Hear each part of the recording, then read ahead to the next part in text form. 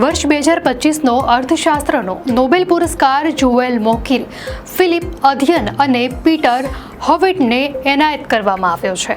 અર્થશાસ્ત્રીઓએ દર્શાવ્યું છે કે કેવી રીતે ઇનોવેશન થકી આર્થિક વિકાસનો માર્ગ ખુલે છે અને તેમની શોધના આધારે સ્પષ્ટ થાય છે કે ટેકનોલોજી ઝડપથી બદલાય છે અને તેની અસર આપણા સૌ પર પડે છે.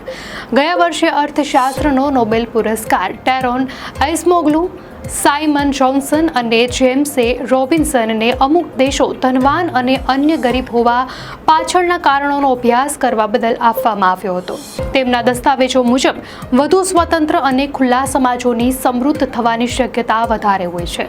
અર્થશાસ્ત્રનો નોબેલ પુરસ્કાર જાહેર થવાથી આ વર્ષના તમામ નોબેલ પુરસ્કારોની જાહેરાત પૂરી થઈ ગઈ છે. આ અગાઉ રસાયણ વિજ્ઞાનનો નોબેલ સુસુમુ કિતાગાવા, રિચર્ડ રોબસન અને ઉમર એમ યાગીને, ભૌતિક વિજ્ઞાનનો નોબેલ શોન ક્લાર્ક, માઇકલ એચ ડેવોરેટ અને જોન એમ માર્ટિનીસને અને શાંતિનો નોબેલ વેનેઝુએલાના વિપક્ષી નેતા મારિયા કોરિના મચાડોને અપાયો હતો. નોબેલ પુરસ્કાર સમારોહ દર વર્ષે 10 ડિસેમ્બરના રોજ પુરસ્કારના સંસ્થાપક આલ્ફ્રેડ નોબેલની પુણ્યતિથિએ યોજાય છે. દરેક વિજેતાને 1.1 કરોડ સ્વીડિશ ક્રોનરની રકમ, 18 કેરેટનો ગોલ્ડ મેડલ અને એક સર્ટિફિકેટ એનાયત કરવામાં આવે છે.